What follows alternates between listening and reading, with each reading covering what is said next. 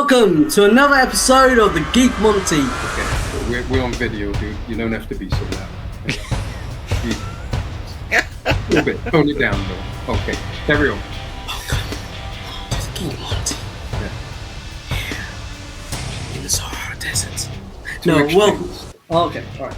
Welcome to the Geek Monty, guys. Thank you. We are with our brothers in arms, the Create Control, as we're going to do a special episode on the Tom Holland Spider-Man saga films, as you can call it. As this will be released on the day of the new Spider-Man film, which doesn't feature Hulk, that somebody thought wouldn't feature Hulk. Okay, we'll get into that. Yeah, that was interesting. Yeah. Okay. No, Hulk's gonna be in it. Yeah, that was a little wager between us. But guys, without further ado, let's introduce our brothers, awesome dudes and friends, the Creative Control team. Take it away, guys. Hi guys, thank you very much for having us. So I'm Kenan from Creative Control. I'm the host and creator, and basically on the shows I've got my left hand, right hand man here, so they join me for every show. It's been a while since we've done our own show. We've taken a bit of a hiatus because I've got a wrestling podcast as well, but hopefully this year, later this summer, we will get back to that because there's a lot of big films this year that we're going to want to talk about. So yeah, introducing Sasha. Go ahead, man. You're on mute, man. You're out of practice. You're out of practice, dude. Maybe this might be an interesting little segue for me to pose a question, guys. And perhaps this is something we can all contend with for the episode. Now, we're obviously looking at Tom Holland and his tenure as Spider-Man, right? But is Tom Holland actually really Spider-Man, or is he the MCU Spider-Man? Can I go with Neil?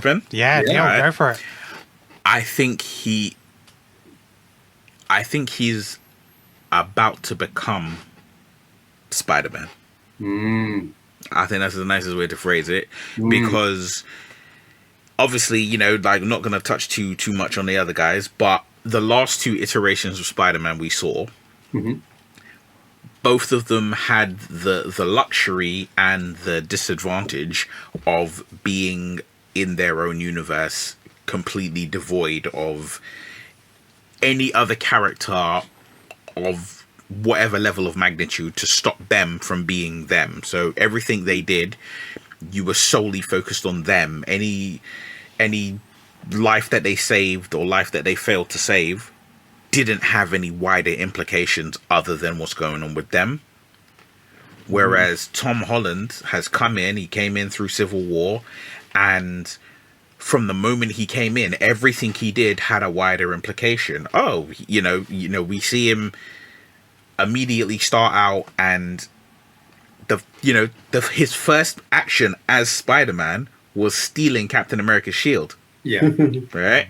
That's his very first interaction. That's his first step, really, into the MCU. Under Ruse. And yeah, exactly, under Ruse, right? And that's his first moment. That's him stepping into the MCU. He is immediately standing shoulder to shoulder with Cap, arguably some of the most beloved and iconic, the most beloved comic characters of this generation. He's standing shoulder to shoulder with them.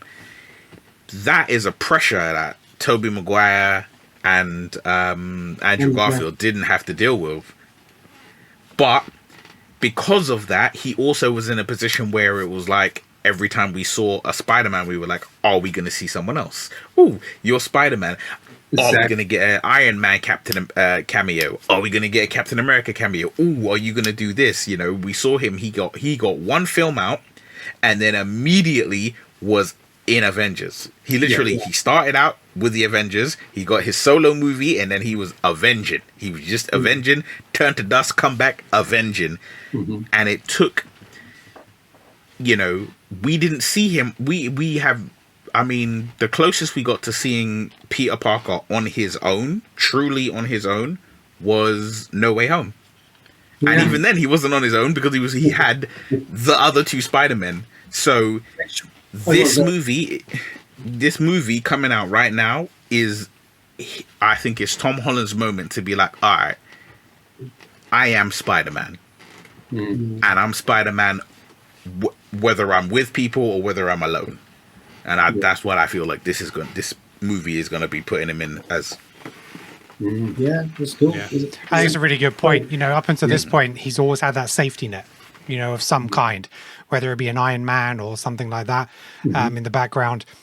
Now that everybody's forgotten who he is, bar maybe a couple of people, he is finally on his own. And I'd love to see of that, the street level Spider-Man, in the sense of he's struggling to pay the rent, taking his photos, working a job, and then having to deal with the bigger issues.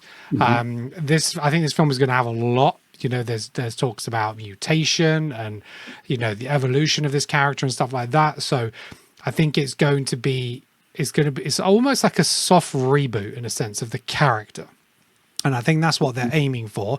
And if that lands well and he gets a good response, then he could do another 2 easily. And I think they would have him do it as long as he's willing to do it. He will only keep doing it if it makes sense for the character. And I think now he's having a lot more input into the franchise.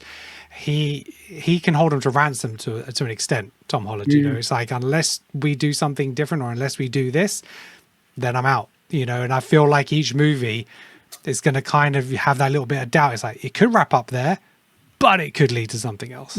Yeah, sure. Yeah. Sash? Yeah. What's your take? Oh, something's gone wrong. Still muted. Hey, sorry.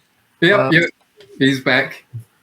So, what's my thoughts on this film? What my thoughts, or just my take on what's going to happen? On Tom Holland Spider-Man. Yeah, the fact that he has essentially been MCU Spider-Man for so long, and like Ken was making a good point that this latest film, he has the potential to be the Spider-Man or akin to like him in the comics, street level sort of hero on his own, as opposed to being too wrapped up in everything the MCU was. He's going to be the friendly neighborhood Spider-Man, compared to the space hood Spider-Man. Yeah. I think Tom Holland's at this point in his career where he has them on the table. What I mean? He's out of contract. I think he's out of contract after this one. I'm not 100% sure of that. Now that'll be up to Marvel whether they want to recast or whether they want to keep him on. But it depends what they do moving forward post Secret Wars, because they might reboot the whole thing. There's been talks of that. I don't know how true that is, but everyone's speculating. And at the moment, we live in a sphere of movie news where unless you have the time to chase every single fucking source, you know what I mean? And I ain't got the time anymore. Before I used to be pretty locked on this stuff, and now I'm just like, cool, there's too many grifters online. So, if they reboot it, they reboot it. But at the same time, it's like, at the same time could run. If they were to carry on, I'd like to see him carry on. But I think Tom Holland himself as an actor, he wants to, if he is to do more, I think he wants to only do more if they've got a story worth telling.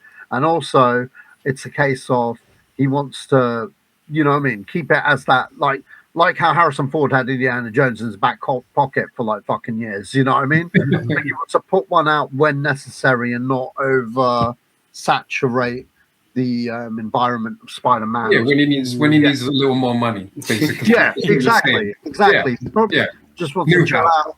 He probably wants to chill out and stuff. Or he's even talked about retiring when he has kids. Maybe they have kids, him and Zendaya, and then maybe he just drops Mike on acting, and then 10 years later, when they're a little bit old enough, or 5-6 years later, when they're a little bit old enough, where Dad could go bring in the bacon, he might call Marvel and be like, "Yo, I need that MCU money." You know what I mean? Kids are expensive. I've got that college tuition now. Yeah, so you know what I'm saying? Like, it depends. It depends ultimately on what Tom Holland wants to do and what Marvel want to do in terms of telling Peter Parker's tale moving forward. you know, I really want to speculate past that. But in terms of this movie and Peter Parker's journey, I just think it's I like Neil said, I think that's very true. I think this is the first time we get Spider-Man, where, like Ken also said, where he's relying on his smarts, his ingenuity, his science knowledge, maybe. And, you know what I mean? Like, we'll see how that goes. I think it's interesting. I'm going to call it now. I haven't seen any rumors or anything, but I reckon the Jackal's in this. Oh. Who's the Jackal? There's a lot of the Jackal? Okay. The Jackal. The Jackal as well?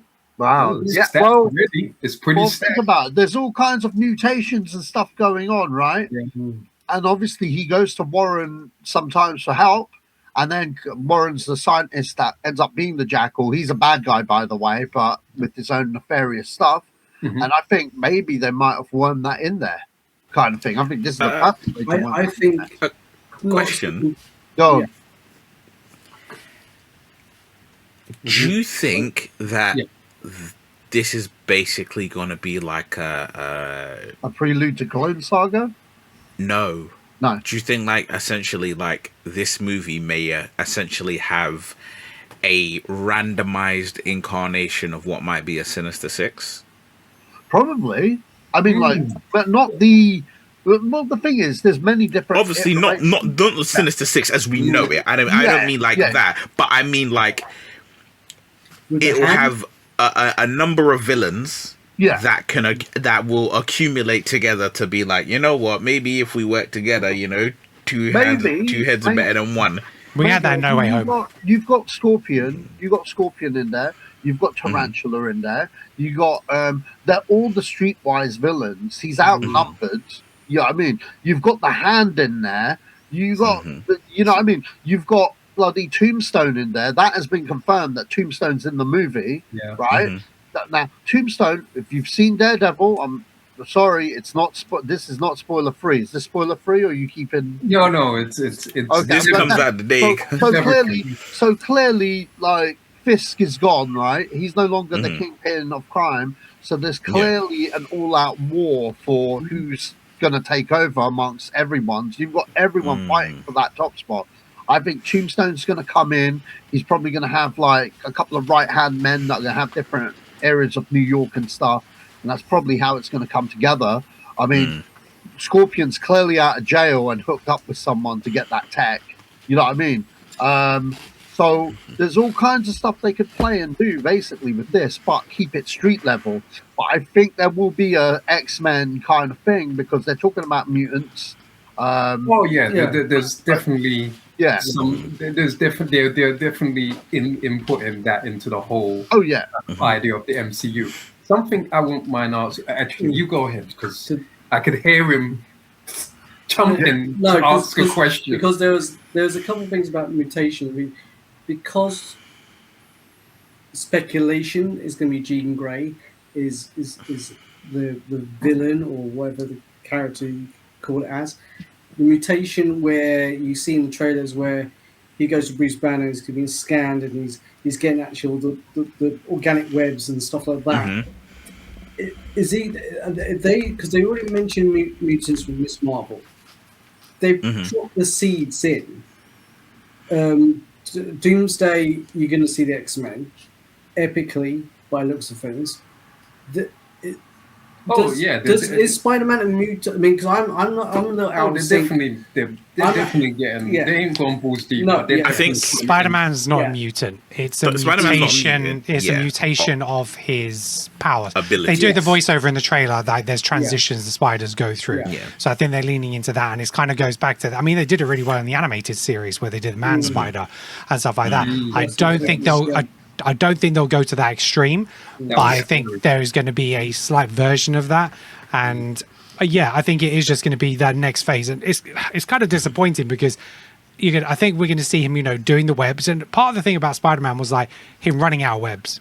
Do you know what I mean? At the most crucial times, or adapting his webs to his villains, or he had to work to afford the stuff to make the webs, It feels like we're going to get that at the beginning of the film, but then it's going to be like, maybe organic webs and just kind of take that out. And so I don't know how much the mutant stuff's going to play into it. I think it is just going to be a natural progression of his powers as opposed to an influence from Jean Grey or anything else. To touch on Neil's point, I don't see any kind of Sinister Six kind of thing like this. I think it is now Spider-Man having to deal with multiple villains. Yeah. So he's having to deal with all these different people at different times. As soon as he's got one, another one's popping up elsewhere. One down, another one. But yeah, exactly. And those things we've seen in the trailer of where they've recreated the covers, that is it. I don't think you're going to see much more of the fights. They're going to be very contained. He's taking him out quite quickly to show he's actually having to clean up the city, because like where Sasha said, it's a clamoring for power within the city to try and be that top. But so he is going to have to keep going through, and then obviously Scorpion's going to be his most difficult one. Oh, guys have dropped out. Might want to pause there for them.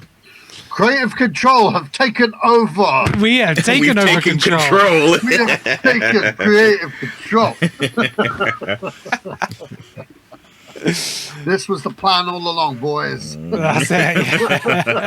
Yeah. We're monopolizing now. We're just taking over other podcasts. I know, right? Oh, dear. I don't know what happened there, guys. Oh, we don't know, man. We have Marvel. Neil did it. Neil did it. We've obviously been, We were obviously dealing with spoilers, and Marvel was just like, snipe. Marvel cut you guys down, man. So they've uncovered our plot. Spider-Man and the World Wide Web. It seems a little. You know what? Sinister.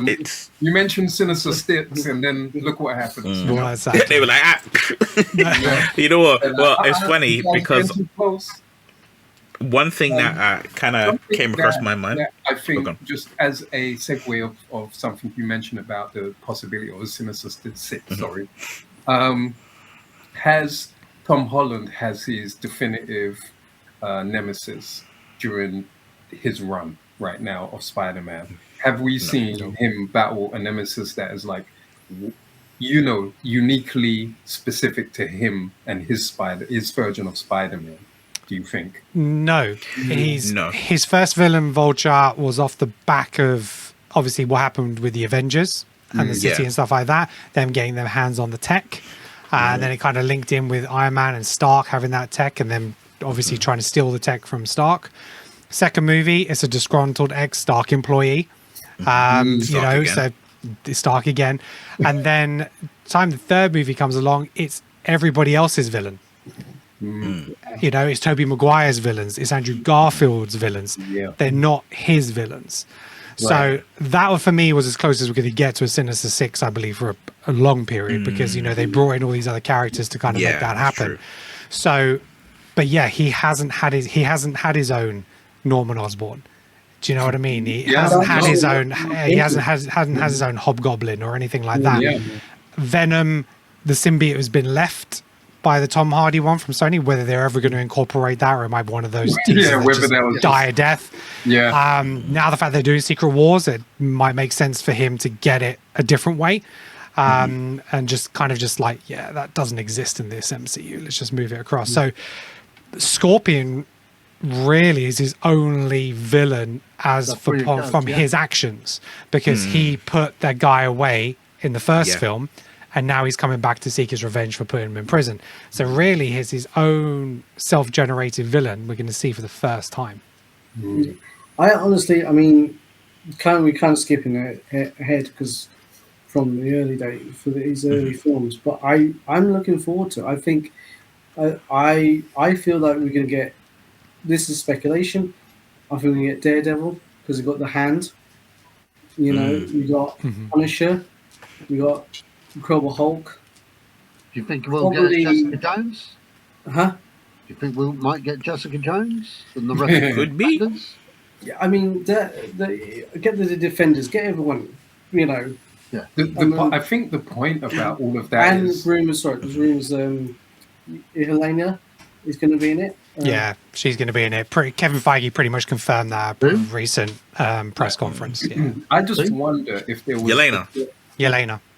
If there is a danger whereby most of the time when his version of Spider-Man is in a film, we're always talking or always wondering who else is going to make a cameo right? If that's potentially like not a danger, but a detriment to his version of Spider-Man. I mean, it's really fun. Obviously, as geeks, we will kind of entertain in all of these different characters being included, but we're not getting like the spine of his story and his I think I actually agree with that a lot. I think as much as it's lovely to see, we are so but I think it's generally it's a problem that has come based off of Tom Holland Spider-Man's introduction.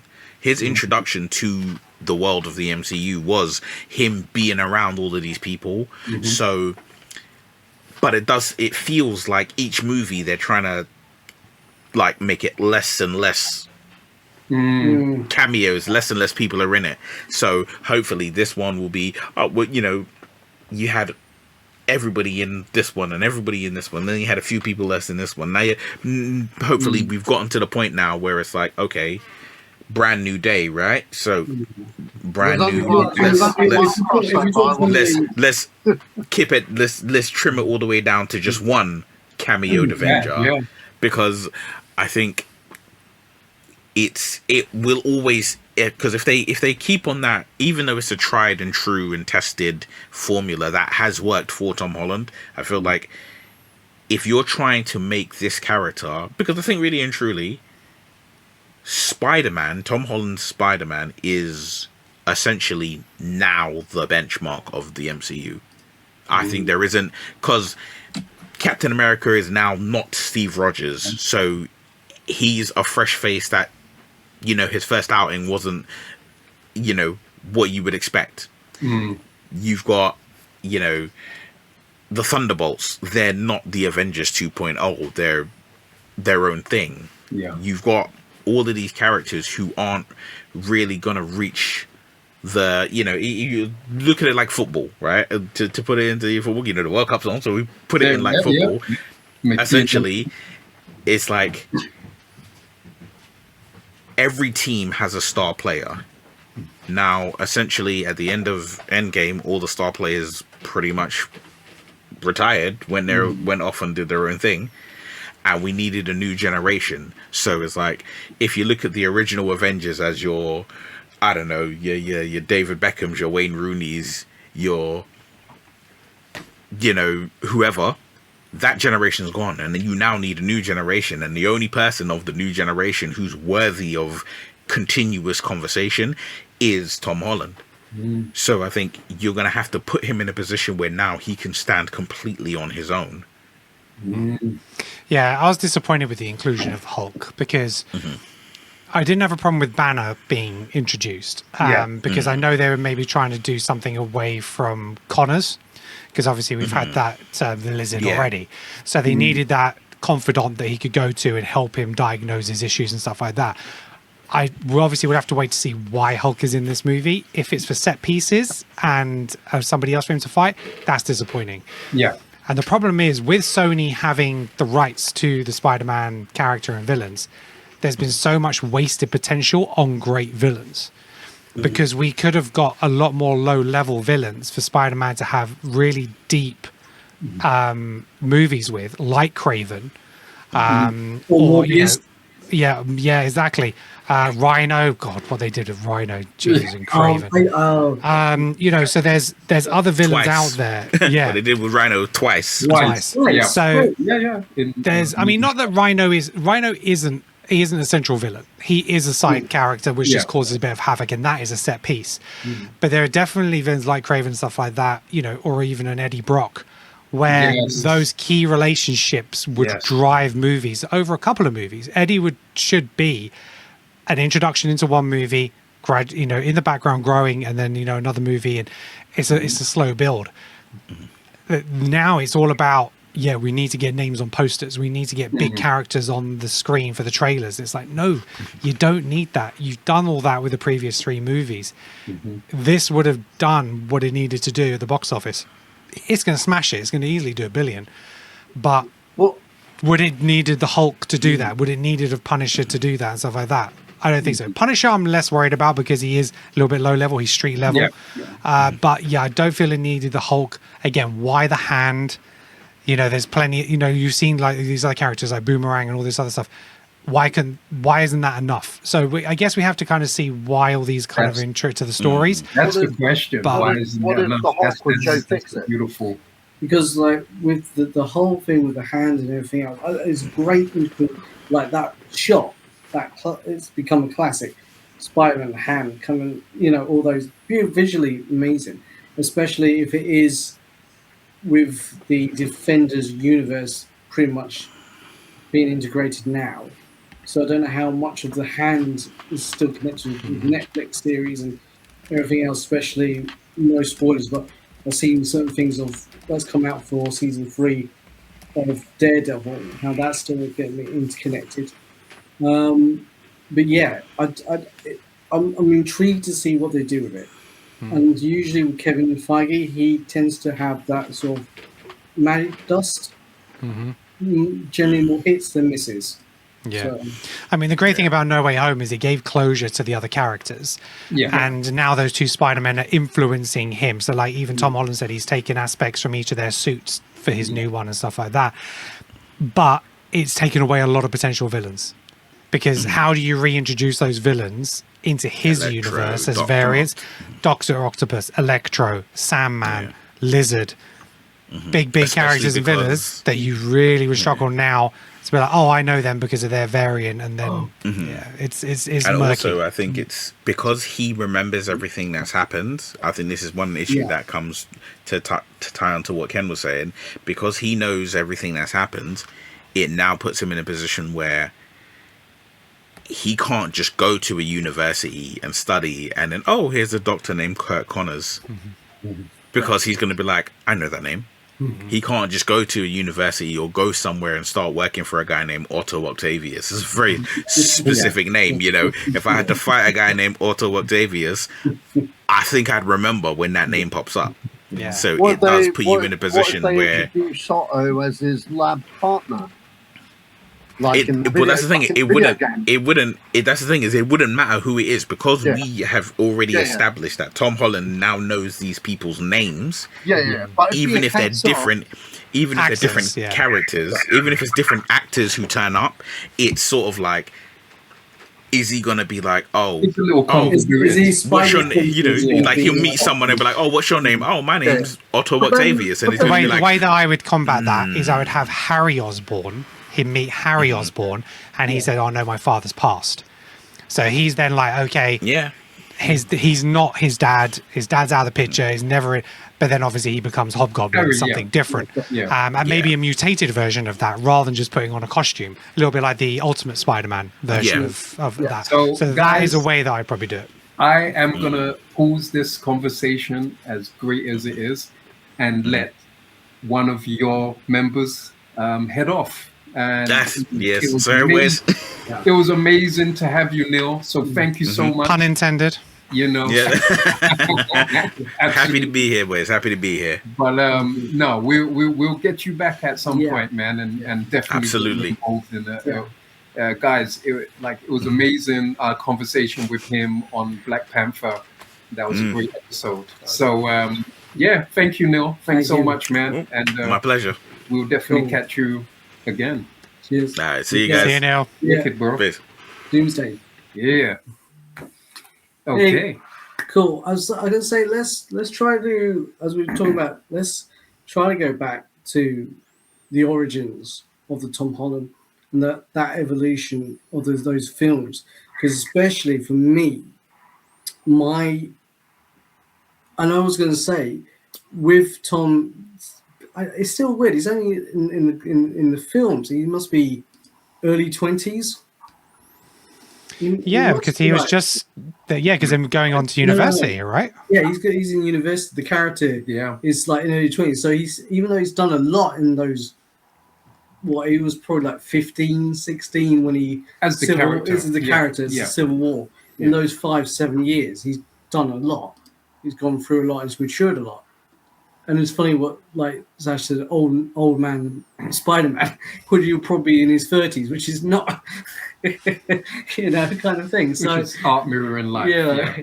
But I was like stuff in the comics for the past like 25 years, where he's in his 30s. So mm, he gets to age 30, he gets married to Mary Jane, and the character's been in limbo ever since. Like you know, since then they've been divorced, they've been all kinds of stuff. But they had a kid, and now you've got different alternative universe about what happens to him. So you know, one universe like the kid's dead, the other universe she's Spider Girl.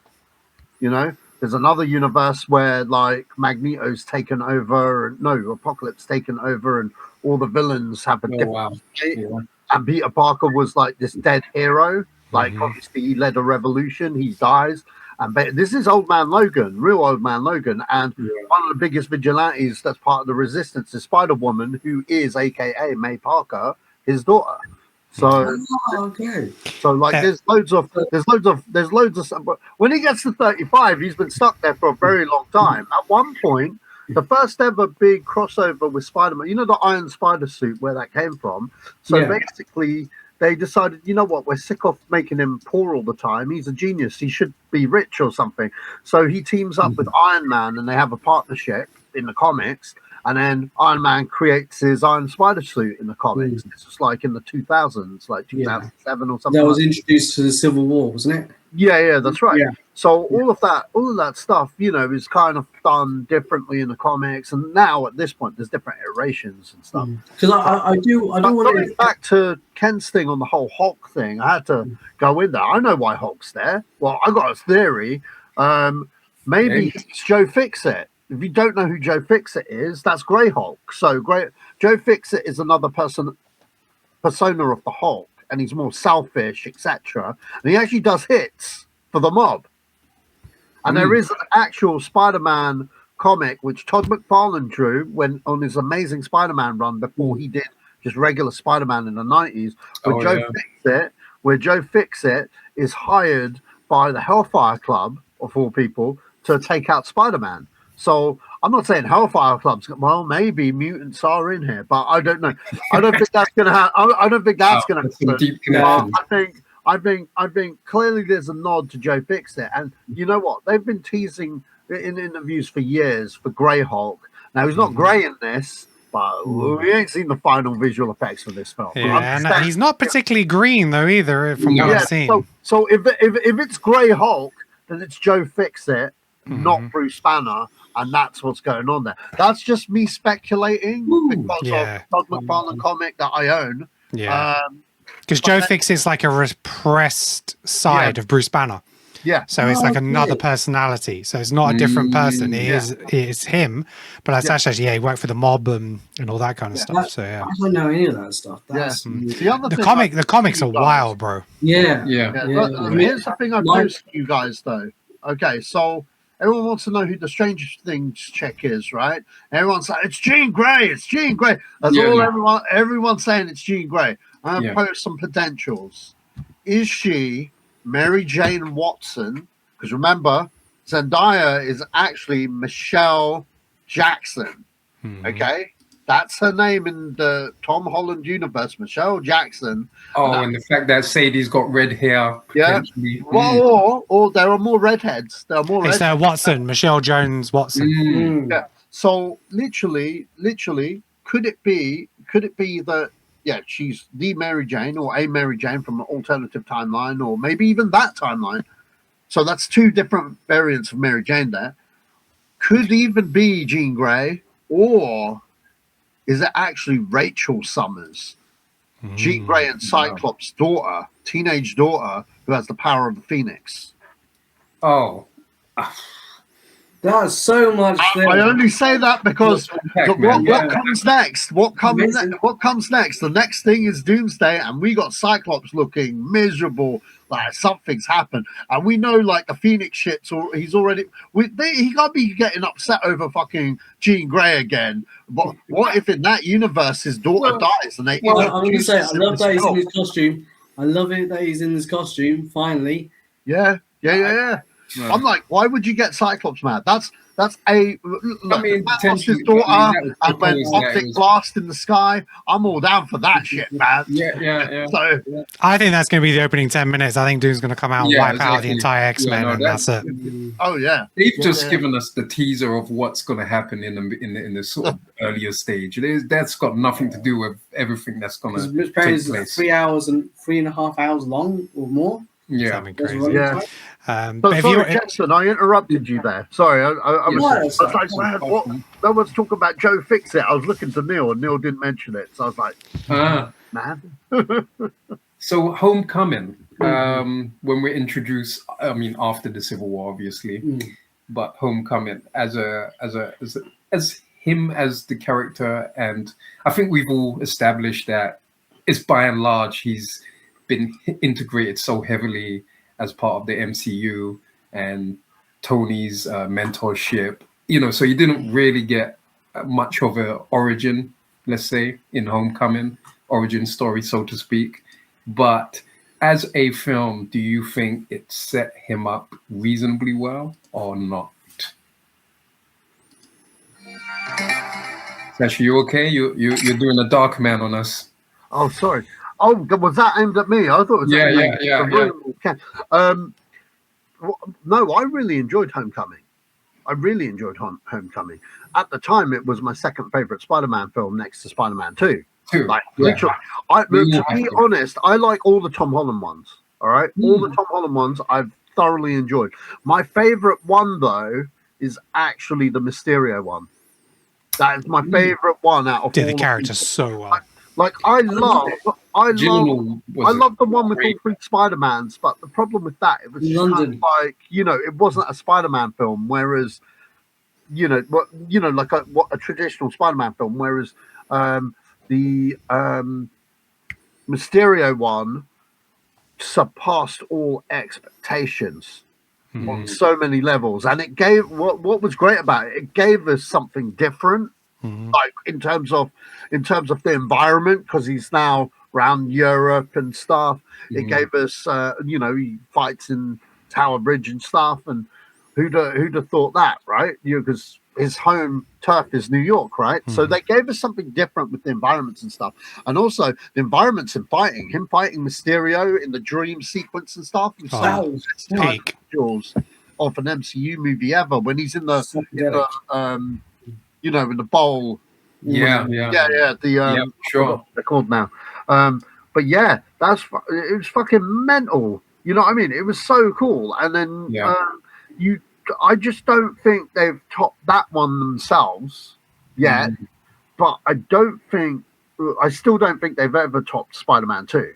That is still gold standard Spider-Man. I'm gonna have to agree with you, but that's I mean, we can get lost in that conversation. But, No, I'm not gonna lie though. I was praying so badly that they get given. I was praying so badly for them to give directional duties to Sam Raimi after Doctor Strange, and it never happened. Never happened. I was like, man, well, give it to me and Ken. We'll do things just work with that film. But okay. So you have that, and in your mind, in your opinion, is probably his better outing of the so far of the three films that we've had. It's the one that I love because it surpassed expectations. Because here's the thing, you got to go understand with Mysterio going into it. Okay, even with Vulture, like Sony, they wanted it to fail because obviously it works in Marvel's favor rather than that. So they give them two of the most shittest villains because they couldn't figure it out themselves. Do you know what I mean? And Marvel are like, we know our comics, we got this. And they blitzed it with Homecoming, and that was look. The minute they said Michael Keaton was Vulture, it was game over. You know what I mean? Do you know who they offered out to first? I'm going to say the same thing. Best thing. You get it? Yeah, you get it. So he just announced in an interview, Lin-Manuel Miranda was approached to play Vulture first. Oh, Oh, because he was coming off the back of Hamilton. And he just said, I can't do Hamilton, then go straight into another movie because of my family commitments and stuff like that. And he's just like, I was totally wrong for it. He's like, Michael Keaton's amazing. He's like, oh, and I was like, yeah, that would have been awful. Because The best scene in that movie, the best single scene in Homecoming is when he's in the car, he's been driven to prom, and they have that conversation, which he gets out the car and Michael Keaton's just like, yeah, so you're gonna, you know what I mean? Like that scene is so, and it's all him. It is all him. It's like the greatest monologue ever in the whole MCU, right there. But with the other one, Far From Home, they topped it in my eyes. They really did by literally just going, okay, you've seen him in New York. We're going to give you something new, and they took the worst villain in the comics. And they made it for today easily, man. Come on, and it's so pertinent to today because it's basically fake news. Yeah, that's what that movie is about. Do you know what I mean? The whole thing with virtual reality and stuff. It really went out. And the thing was, before you went into that movie, everyone was talking about the multiverse, right? Even in the trailer, they are talking about, oh yeah, I'm from Earth, whatever, right? And I'm like, here's the thing. I know my Spider-Man. Now, Mysterio's first appearance, right? He tries to fake being a hero, which is exactly what happens in this film. But you don't understand that script, and Tom Holland did it so well in the first hour that I actually believed he was like a fucking... and it's probably Samuel L. Jackson cementing it as well. It's like, yeah, we've checked him out. Blah, and like, and Peter Parker's such a disappointment. I've got to say, one of my favorite lines in the movie. Yeah. When it says Peter's talking to Nick Fury and said, I'm just I can't do this. I'm the friendly neighborhood Spider-Man. Bitch, please, you've been in space. Yeah, that's right. So it's like you have all of that, and they've made him so heroic throughout the whole thing.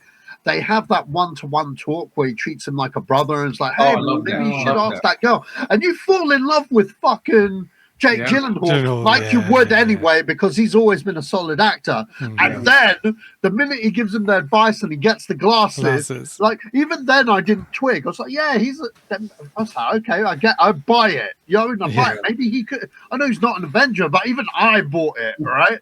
And then he leaves the bar, and then when it switches a Rue, I'm like, I knew it. I didn't know it. You got me. Fuck you. You know what I mean? Scene was so good. And the fact they brought it back to Iron Man 1, they got that one guy back from Iron Man 1 to link it. Oh my gosh, so man. Good. That is the best. That was, to me, that's one of the best ever. And that's an example of writers talking to each other, over different projects, tying things together properly, which the MCU has been missing for so long. 100%. I think I'm going to say hopefully with Doomsday and Secret Wars, post that they realize, because we both talk, and I've always been, these guys will know, I love. Wait. Are you guys converts? Because I remember shouting this shit when Eternals came out, and everyone said I was full of trash. No, you were, because I was in it. Do you want to know what? You know what? You know what's really funny? I liked Eternals. I love Eternals. I don't understand. I don't know about that. I really like that film. That is a whole different. Salma Hayek, Angelina Jolie, Gemma Chan. What else not to like? It's a great film. Yeah. Other than other than huge holes in every in characterizations. Don't get me wrong. They done. I'm going to shut up now. Well. It's you guys' time to take over because I've talked the mic too much, man. Yeah. So, I mean, mentioning the Eternals in this is also a bit of a travesty. So, yeah, maybe you need a break. No, so I guess the sort of question is we know perhaps the last film outside of this one that's coming out very imminently was a lot of sort of fan service and played on a lot of nostalgia. And do you think that made it that weakened the film, or do you think that sort of, was just enough what we needed before we get perhaps this newer iteration? The good thing about the Tom Holland movies is they didn't retread the origin story. We've seen it so many times. Mm-hmm. They changed it up with having, the line delivered by his aunt rather than his uncle. We've never really understood about Uncle Ben and what he meant to him and stuff like that, which is fine. Yeah. And then obviously Tony Stark becomes his mentor. I think that then he had to deal with losing that mentor. Same way they lost Uncle Ben. He lost that mentor, that confidant, that person that kind of helped him and developed him. We then have him dealing with loss again with the two Spider-Men in a sense. But for me, the reason why it worked is it wasn't just for nostalgia's sake. They didn't just have them appear for his reasons. They appeared and they closed out their own stories. Yeah, I love that. Yeah. And I think we should have got more between Tobey Maguire and Green Goblin. I think there needed to be a little bit more in there. And there was a cutscene apparently for that. But it was about them and their redemption arcs and getting them the proper send-off and helping him become who he needs to be. And knowing that there's other versions of him out there and what they've suffered, he knows that he can suffer but still get back up again and keep fighting. And so that's what that film delivered really, really well. And so, yeah, I didn't have any issues with that at all. But I think, at some point they're going to have to close all these multiverses. And I think that's what will happen to Secret Wars. I think they are going to say, multiverse is done now. I think they're going to say all portals are closed. You can't interfere with each other ones and just move on. Because you could still... Yeah, exactly. Until Feige leaves and somebody else comes in and says, no, let's reopen that. So, yeah, I think they're heading in the right direction with it. Marvel know where the mistakes they've made. They know they put content ahead of the amount of content in terms of creativity and writing, and they're course correcting now. And I think this is really going to be the start of that. Hold on, guys. Just going to turn on this light. We're looking a little bit dark in there. A little shaded. So, yeah, a little shady. So I think this is going to be the starting point for the reinterest in the IP, really, because I think it's dipped and dived all over the place. Fantastic Four probably should have done more than what it did. It did okay, and I loved the film. I thought it was fantastic. Great. It's a fun film. But again, it's not a huge IP. I know they're the first family and stuff like that, but if you look back at the movies, they weren't massive at the box office. Marvel is Spider-Man, Hulk, and the X-Men. And I think we will see in the next 10 years Marvel buy Spider-Man back from Sony. I think they're going to I think Sony are going to be in trouble with IPs. They can't make the other villains work, and I think Marvel are going to come in big and go 20-30 billion for the rights for that particular character. And I think then Sony are going to take that money and reinvest it in other films, because I think with this split, it's just not working. They've tried the Sinister Six. The movie's a dog shit. They've failed. They can't keep rehashing that. So once Spider-Verse is done, after Doomsday Secret Wars, once they get those billions, because Secret Wars Doomsday may make 2 billion of a piece, they'll come back to Sony and say, what's it going to take? Because I think... I don't think that's ever going to happen. I got loads of reasons why, but that's a whole other podcast. I fundamentally disagree with that. But I will, if we got a little bit of time, the reason being is that Exhibit A, Spider-Man is Sony's golden goose.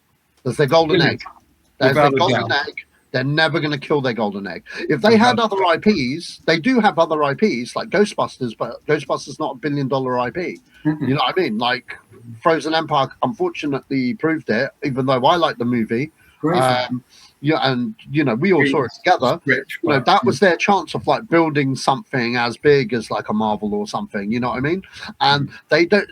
They've got films that could probably become IPs or get bigger as they go. But Spider-Man is their golden egg. It's their only $1 billion movie as a studio. I'm going to say they really... And you've got to understand, even though Marvel makes the Spider-Man movies, you got to understand Sony make the most profit out of these movies. That's the deal there. Yeah, 75-25 split on production and box office. So that's crazy. With that being said, it's not just the movies for them, it's the video games as well.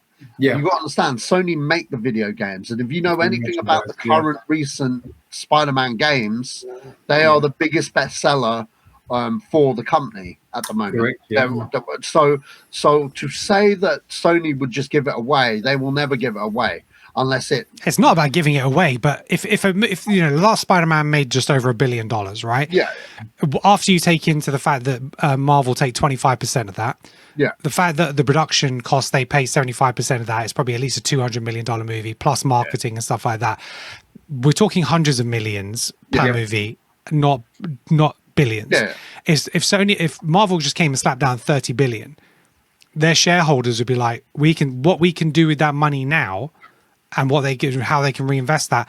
For them to make that kind of money back is going to be decades of Spider-Man movies, because you can only get a Spider-Man movie one every 3 years with Tom Holland. If they recast and stuff like that, it's going to be a big thing again. It's their game division. It's their gaming division as well. That's the thing. Unless how many Spider-Man games are coming out to make them that kind of money? I'm just saying, there's a figure amount, and they'll sell it for the right amount. There'll be more games than there'll ever be movies. That's the thing.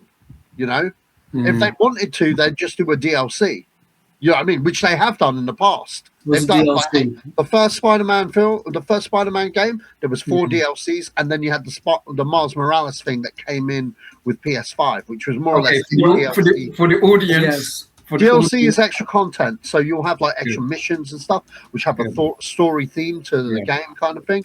And it's kind of like not a brand. It's like part of the game, but it's like an add-on basically. Gotcha. And it's like double, triple, quadruple dipping sometimes. So, and they make bank over that. So you got to understand, for them, this is their golden goose. You know what I mean? And sure, like Disney could slap down 30 billion, but you got to look at comic book movies in general. Sure, Spider-Man's one of the few that could still make $1 billion in this day and age, but the whole genre in general, you know what I mean? It's not. If you look back, saturated. It's saturated, and it's not $1 billion sure hit. Spider-Man as the IP will because the previous movies were great. Do you know what I mean? So as long as this movie's great and they keep doing great stuff, sure. But Marvel have to cement a home run post the Avengers films.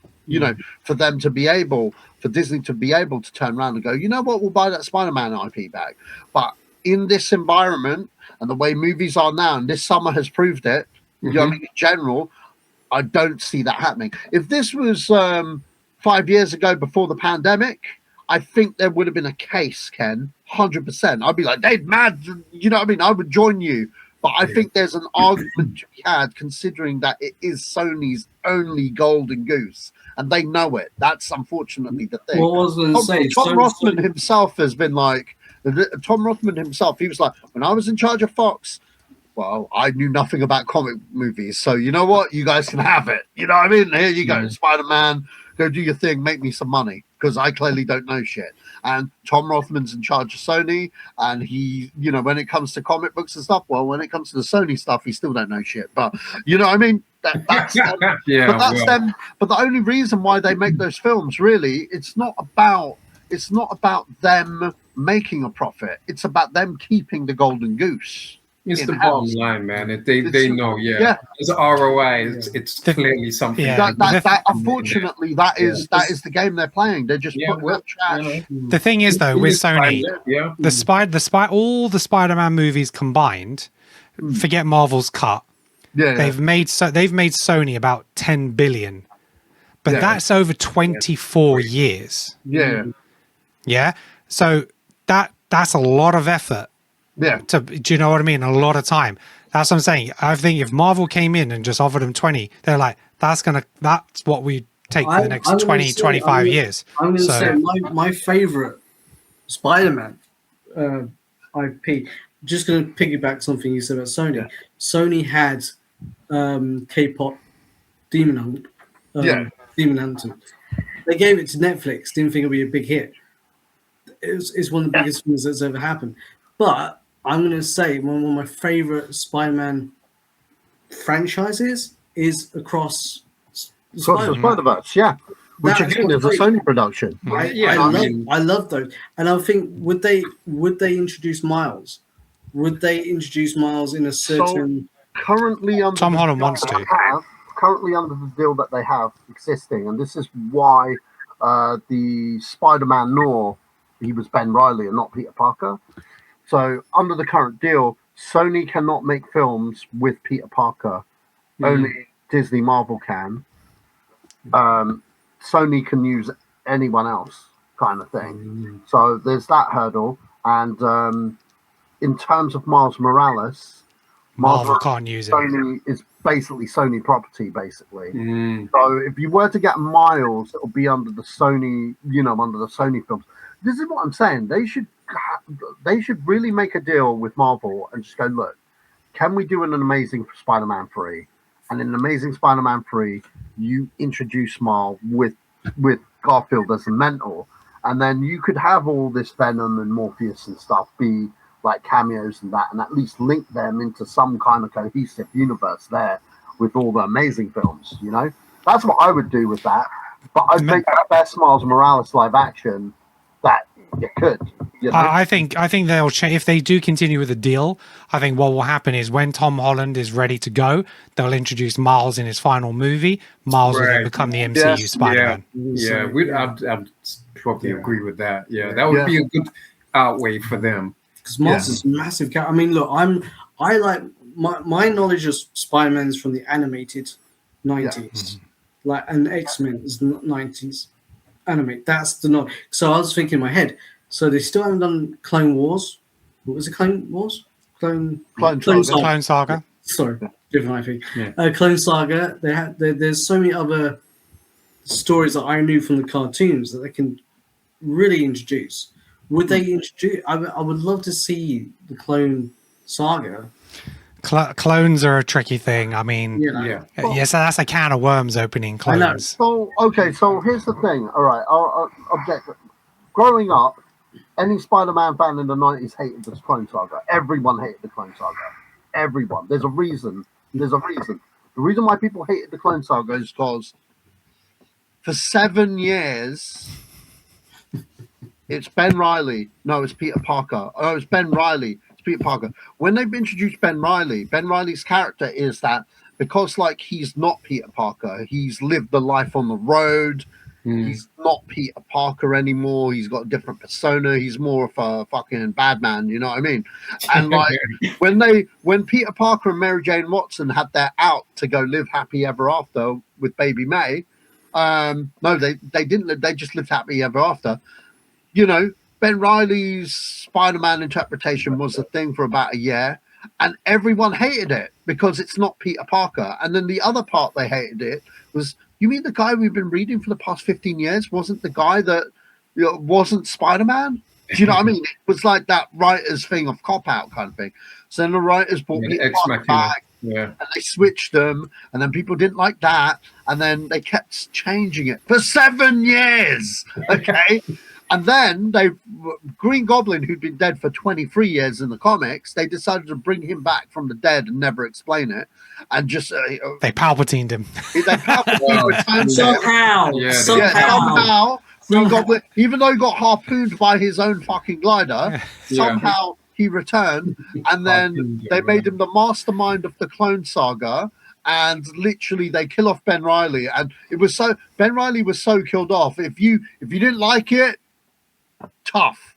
He dead. All right, he ain't coming back. So Peter Parker was Spider-Man again, and then it got better, and then it got worse, and then it got better again. But you got to understand, Spider-Man was always in the comics on a high until the mid-90s when Clone Sagas would happen, and people were like, "What the fuck, dude? What have you done to the Golden Egg?" Now, objectively, I hated it then. All right. You throw it through a lens of a 23-year-old child now, there's been all kinds of Spider-Man sagas since then. And when they look at the Clone Saga, they didn't have to live through 7 years of bullshit writing. They read it in one go on their tablet, right? And they're like, hey, the Clone Saga's not that bad. Do you want to know you want to know how much? Keeping in mind, that bad? I will have to point out that 23-year-old today has an attention span of, I don't know, like a 10-year-old typically. Yeah. But they've consumed it all like in 5 seconds, right? They've consumed it all, and ultimately, and pun intended, me and Ken used to collect the Ultimate Spider-Man run. In the 2000s, they rebooted Spider-Man in the comics, and it was called Ultimate Spider-Man. And you know what? Brian Michael Bendis, God bless him, because he's a fantastic writer, or was back then, till he fucked up Superman. That's a whole other saga. That's a whole other saga. But Brian Michael Bendis wrote Ultimate Spider-Man, and he was like, you know what? I'm going to do the Clone Saga. And he did the Clone Saga, and his Clone Saga was good. Do you know why? Because it was a plan. It was like, it's going to take 12 issues, so 1 year, not 7, and we're going to condense it and cut the fat, and there's not going to be this guy, that guy, and it worked. So, although a certain bunch of the Spider-Man community will hate the Clone Saga, it's like the chalkboard, Jessen, I do believe you could do a Clone Saga movie if it was just one movie. You want me to direct it? Well, yeah, why not? Go ahead. But I'm just saying, it's not the worst idea anymore. You know what I mean? It's not the worst idea. I'll tell you what the worst idea is. In 2004, they did a storyline where back in the day, Gwen Stacy slept with Norman Osborn. Oh yeah, fuck that shit. And had twins. Oh man! And because of Norman's DNA, they aged rapidly and then came after Peter Parker because they blamed him for their mother's death. Ken's house. It's called Sins. It's called Sins Past. Yeah, I read that around Ken's house because Ken was like, "Check this one out," and I was like, "Yeah, sure." And I read it, and I was like, "No, you've just cheapened everything, man. You made awful." It was absolutely awful. And it involved like Harry Osborn and Mysterio tricking Norman into thinking that he had fathered the kids and stuff, and apparently they end up being clones and stuff like that. And this is what happened. In that case, they had to retcon it because the community went bloody ape shit because what have you done to Gwen, making her sleep with like Norman Osborn and stuff like that. So it was an absolute mess. But this is what happens when you start introducing clones. So like Sash says, you can do the Clone Saga properly, but as long as the people don't have like the multiverse as an excuse, they're a clone. Yeah. They need to be careful with it. So I guess, guys, at this point, I think, the conversation probably has to go to, I mean, not that we haven't been mentioning it all throughout, but the new movie, Tom Holland, what happens next? What do you think is the best possibility of maybe his Spider-Man surviving and thriving, or does he retire and, like you say, Ken, does he pass the reins to Miles? Like, what is I think that'll be the eventual end game. I think he's got another one in him at least. Well, I know he's going to be obviously involved in Secret Wars and stuff like that. For me, what I'd want in this movie, I actually just want him to let Ned and MJ go. I think they need to come out of the franchise now. I don't think they can offer anything else. So I think this movie is going to be him trying to rebuild those relationships. And either they remember who he is and we live happily ever after, or it's going to be a case of he has to let them go. And I think maybe that is, for me, that's how I would do it. It's like he's tried and tried, but you know what? It'll come to a point where he realizes actually they're better off without me in their life because I keep consistently putting them in danger, and I have to let them go. Let him be his own person, have another movie with another couple of villains, and then just see how we feel. Because again, he could meet a proper MJ, or he can meet somebody else, even a new character, whatever it may be, have a relationship and stuff like that, and become the adult Spider-Man again. And then once he's had children, or his girlfriend or wife gets pregnant, then he realizes, I need to step away. I've got more of a responsibility now. He meets Miles, and he finds someone else that he can introduce that to. That's nice. That's a nice idea. And have him walk off into the sunset, Yeah, definitely into the sunset. But swing into the sunset, on the flagpole with the American flag. Yeah. Sash, what do you... I got more.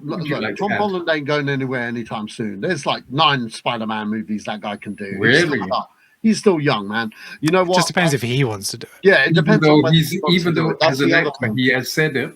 said about his perhaps hanging up the reins to it. Yeah, we'll leave that for a rainy day. You know, that's a nice movie. You know, but all I'm saying is there are other adventures, and you know what? I got two.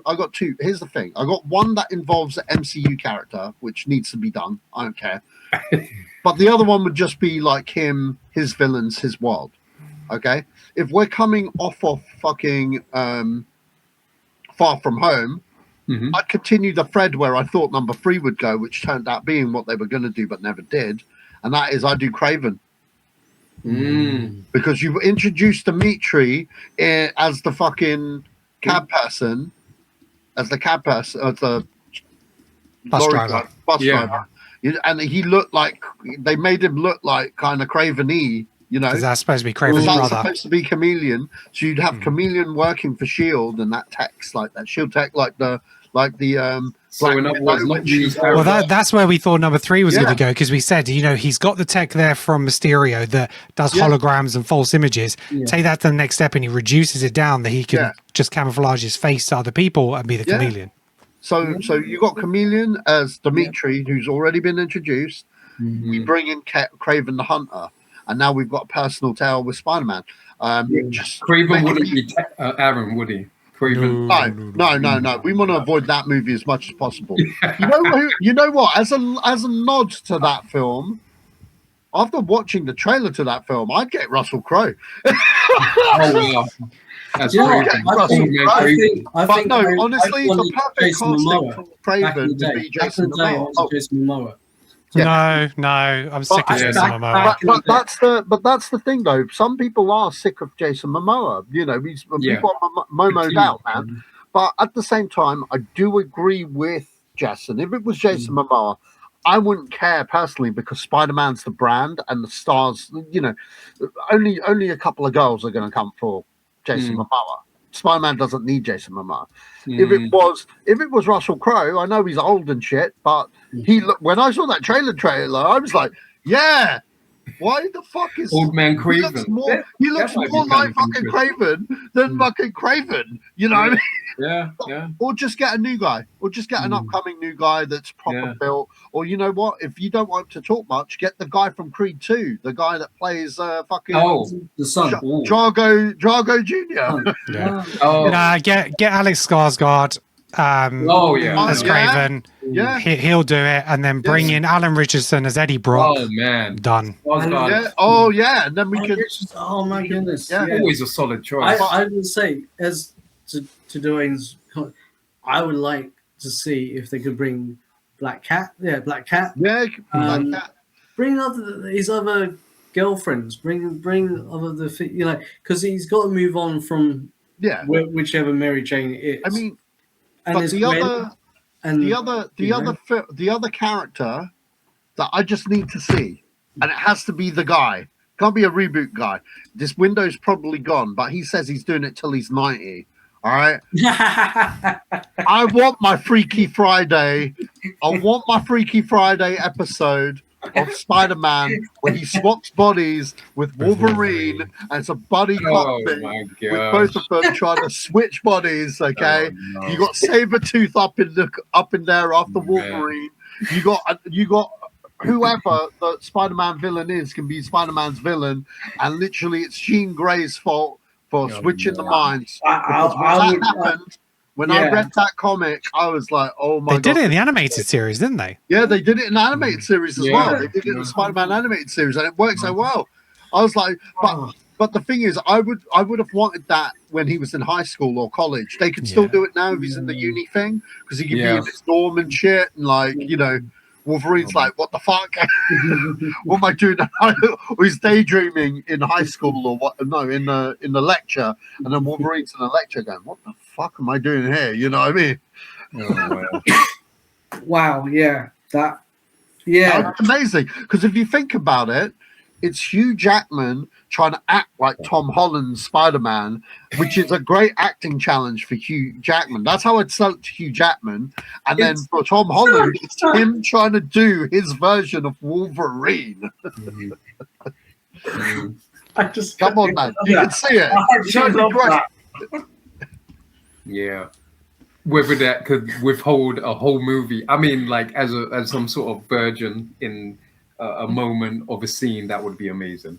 I think he could do a whole movie. I want it. I want it I mean, now. you know what? Probably with enough time given outside of Wolverine and Deadpool, that sort of mirrors some to The some. buddy film, yeah, because he's done it with Deadpool. We're not going to get it with Spider-Man. Yeah. You never know. You never know. I live in hope. No, I know. Yeah. You can hope, but it won't happen. Yeah, exactly. Madam Web. The film was awful. Yes, I didn't like a film. I did not like a Marvel film. These other guys are shocked now that I said it, but I didn't like them. Yeah, I'm shocked. Yeah, everyone's shocked. But I liked the character I saw in the cartoons. That could be the next mentor for, Nah, I don't. I'm not a fan of Madam Web at all. Yeah, especially in the. They missed the boat because we're dealing with multiverse now. Yeah, they do her. They should have done it in the pre. They missed the boat entirely. Marvel aren't going to touch anything that Sony's already done. Yeah. No, you're right. Yeah, they just aren't unless they're forced into a position. The only one that they may do is Venom because of how big the character is for Spider-Man, but it will be a recast. Nobody wants Hardy Venom. So. Yeah, and then eventually they can bring those in. We might be. The way I'd potentially do it is, if you bring Miles Morales in, then you can bring in other versions of those characters for Miles, as opposed to the Tom Holland version. But anything Sony's done, I don't think they're going to do anything with it. Yeah, you kind of you refresh the situation. No, absolutely, great point. Okay, so guys, I think we're gonna nicely pause in there because I think that was some great sort of ideas and conclusions to what could happen next. We, even though we're hosting you, you've been a part of us with it. Tell our audience, just in case, as well as it goes out to your audience, but tell our audience where they can find you. And So Kenan at Creative Control. You can find us on YouTube, Spotify, iTunes, anywhere you get a podcast. We are there. We are on social media like Twitter and Facebook. Haven't done that so much recently. I said that we've been on pause, but we want to get back into it. So one of our favorite series that we do is our top 10 of each year. So we started off in 1980. I think we're up into 92 or 93. So we're going to come back and do that one, and then just start diving in and doing stuff like this, just talking more about characters, franchises, and again, if we had creative control, what would we do? So, but if you're a fan of wrestling, you can find me there on TikTok, and again, all the same places. Wrestling is awesome. So if you're a fan of WWE, you can find me there. Oh yeah, big for the WWE guys, big for the WWE. Sash. You can find me on Sashman3 at Twitter, and Andy says we will be coming back with the Completed It podcast, which me and Neil are on. But if you'd like to share can I share something? Yeah, I believe. Give it a go. Yeah, go right ahead. Present share screen. No. Waiting tender hooks. Looking a bit ominous there in the dark, but it's all good. We're going in for take two. Yeah. Can you see it? No. Oh. There we go. Okay. So all right. Okay. you will mainly find me at Antstream Arcade. This is my day job. I work for Antstream Arcade. We're a retro game streaming service where we have all your latest all the old golden oldie arcade games, awesome. NES games, Super Nintendo games, Commodore Amiga games. Here we go. Commodore 64 games, Spectrum games. We all kinds of games and challenges up in here. Check us out at www.antstream.com, where you can play all of this stuff. Huge selection of games. And we are launching an Antstream podcast talking about all things retro gaming. Which will star me and my partner in crime, Jerome Tan, and we'll be getting a different Antstream guest from our team with interviews on how we do stuff. and their video game careers if you're into video games. And then we might even get some famous people from podcasting worlds like yourself, where you guys can talk about your favorite games. Oh yeah. But so what's a Commodore 64? I never heard of that. I'm too young to know about these things. Hello. This one. You know. So listen, thank you so much. It's been such an awesome episode, guys. We totally appreciate you. And also, sharing your knowledge, right? Like there's gaps that we had and that you were able to give, and it's just been a brilliant discussion. We want to say thank you for anyone watching and anyone listening. I hope you can take away something from the episode, something that maybe you didn't know. And on to the next brand new day, Spider-Man. And I guess respectively in our own fields, we'll be all reviewing and talking about that. Hopefully we can watch it all together. That'd be lovely. That would be like awesome. We did last time. But guys, thank you so much. Really, really appreciate it. And your knowledge, especially with Spider-Man, was brilliant, because some of the stuff I didn't know. I loved the comics, I loved the cartoons, I loved the films, but there are stuff that's but to our followers, to our watchers, hope you enjoyed it. Let us know, and you can follow the links to these guys on when we post it. So take care. Peace out, guys.